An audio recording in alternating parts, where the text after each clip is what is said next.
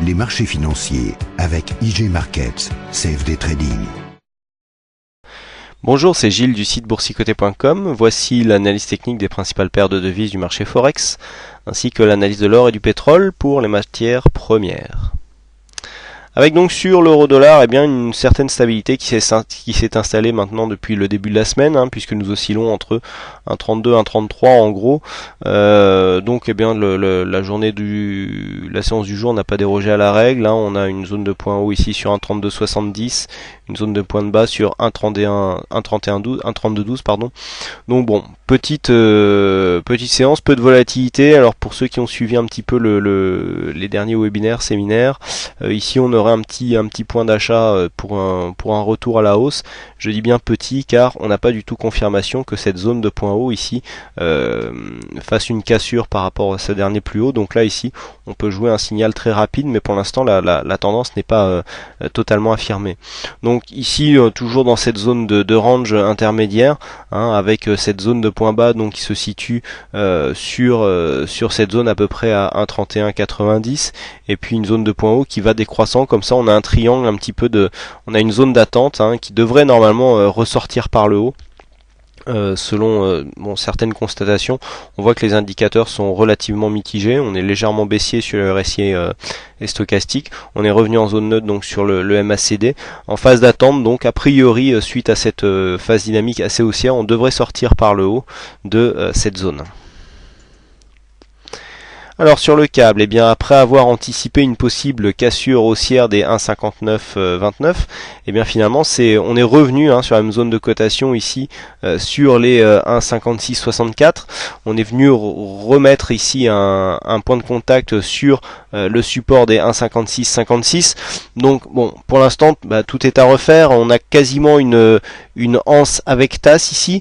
Donc la figure est belle. On a ici une belle figure. Donc là au niveau de l'objectif, on est ici entre 1,5655 et 1,5878.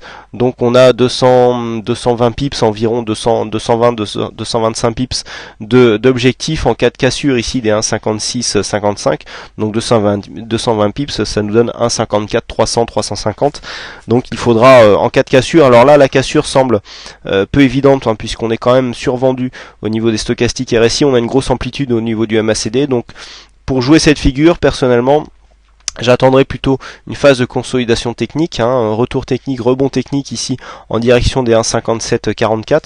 Alors pourquoi pas prendre un premier point de short ici pour jouer la continuité sur cette résistance, voire même avec un possible contact, la moyenne mobile qui devrait certainement se rapprocher, pour essayer de jouer la cassure au prochain contact. Bon, ça peut être jouable, même si c'est toujours dangereux de jouer des figures par anticipation. Sinon on peut attendre aussi bien la cassure. Alors si la cassure devait intervenir rapidement, il serait plus prudent de laisser se développer un petit peu le bras baissier pour voir si on a vraiment une amplitude et une force. Retour ici sur la zone de cassure pour reprendre à cet endroit là, ça serait beaucoup plus sécurisant que de jouer une cassure directe sur le premier contact ici en phase survendue, qui me paraît quand même périlleux en termes de probabilité de réussite. Bon, bien sûr là on invalide, là le point d'invalidation est assez haut, puisqu'il faudrait qu'on revienne quasiment au-dessus de cette zone ici des 1,5880. donc autant dire qu'on en est très loin. Tant qu'on ne dépasse pas, je dirais, la zone des 1,5737, 37,40, tant qu'on ne dépasse pas ici cette zone de résistance, allez, on va dire 1,5745, le mouvement a des chances de se faire. Donc ici prendre un petit point short n'est pas du tout déraisonnable. Dollar yen, sur une tendance relativement régulière. Vous voyez que depuis le signal on n'a pas eu beaucoup de points d'entrée. On a eu un point d'entrée ici qui a été vraiment très rapide. Personnellement j'ai pas réussi à le prendre, et je l'ai pris mais un peu plus tard, et donc sur une zone qui était beaucoup moins bonne d'un point de vue probabilité. Et puis depuis on monte en ligne droite. Donc là c'est un vrai bonheur, cette tendance, aucune frayeur. On vient quasiment pas jouer les points de contact ici sur la moyenne mobile 20 exponentielle. Bon, c'est assez intéressant. Attention, vous voyez qu'on est totalement suracheté au niveau du RSI, au niveau du stochastique, hein, donc vous voyez que les indicateurs ont parfois leurs limites. Là on a une grosse pression sur le dollar yen, hein, on a peu de volatilité, donc là vu qu'on est comme ça depuis quelques temps, vous voyez que si on écarte un petit peu, voilà, l'amplitude a été forte ici, mais là on est en baisse d'amplitude sur le MACD, hein, faut toujours rester relatif.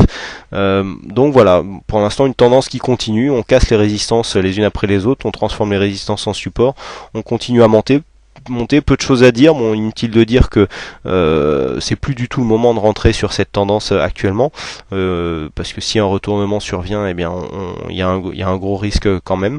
Mais pour ceux qui ont réussi à prendre cette tendance dès le début, bah, comme je dis, parfois c'est un vrai bonheur, car là on a vraiment très peu de, on fige la position au début, hein, c'est-à-dire on fait une belle entrée sur un point haut ici, même si c'est proche au niveau de la bolle, ou sur cette exagération là par exemple, on peut vendre partiellement sa position, et si on est rentré par exemple ici sur les 76,90, on vend partiellement la moitié de sa position, ici 77, on va dire allez 60, on a 70 pips, hein, qui viennent en plus-value latente, et donc les 70 pips, si on les reporte au niveau du PRU, eh bien on a quasiment un stop à 76, et puis là vous voyez que le stop, on en est vraiment très loin, on peut même le remonter petit à petit, et donc sécuriser sa position facilement sans user de stop suiveur, que personnellement je n'aime pas trop et que je n'utilise pas, parce que ça fait toujours sortir sur des points bas.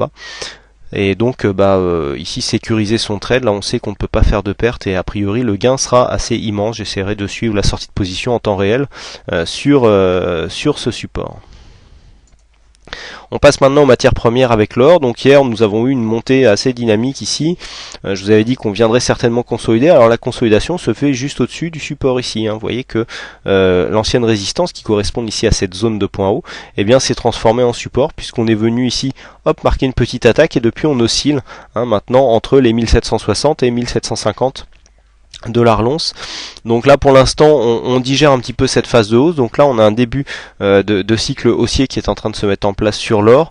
On n'a pas encore cassé ici la zone des 1762,80 que je vais vous indiquer tout de suite, voilà, qui correspond à une deuxième zone de point haut à marquer. Mais pour l'instant ici on digère ici cette phase de hausse, mais on pourrait très bien repartir en dynamique, hein, sur ce genre de contact. Ici vous voyez, hop, petite consolidation, vous voyez les indicateurs sortent légèrement de leur zone de surachat, on consolide un petit peu au niveau du MACD, et on pourrait tout de suite repartir en dynamique. Tant qu'on ne casse pas ici la zone des 1750-52, eh bien le mouvement reste pérenne. Vous voyez que le point d'entrée est relativement éloigné.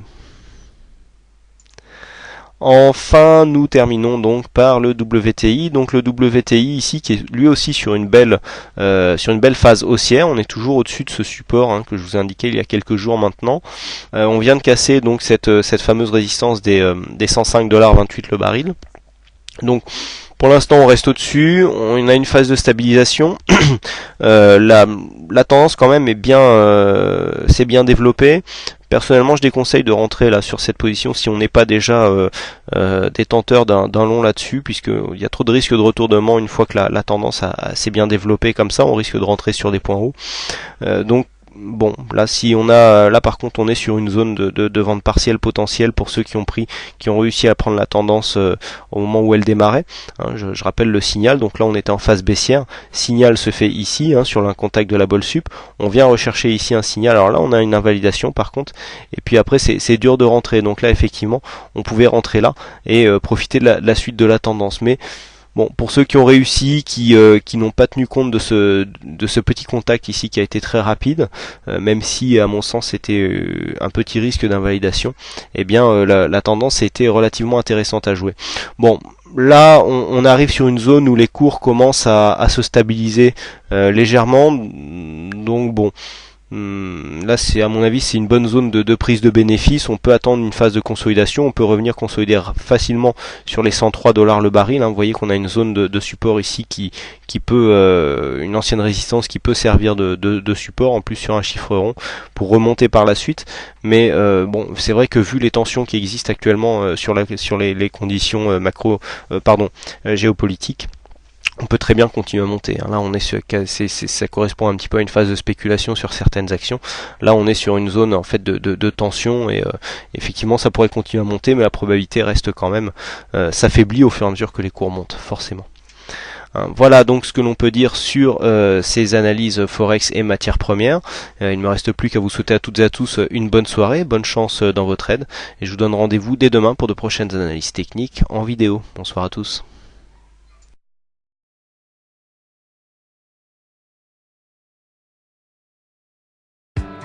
Les marchés financiers avec IJ Markets, CFD Trading.